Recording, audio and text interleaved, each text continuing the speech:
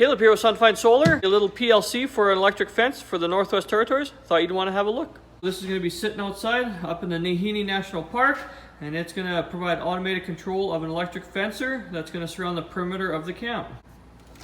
So if we have a look here, we have a little Zelo Smart Relay.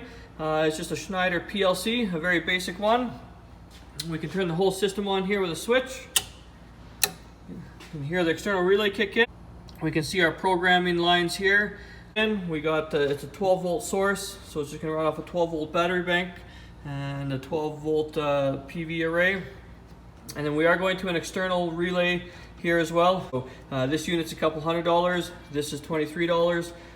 So if they have a some sort of short circuit and we get high current, we do have fusing in it.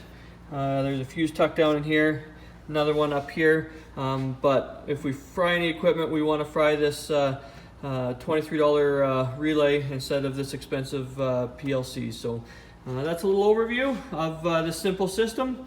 If you ever need some control systems for your solar PV, we can certainly help you.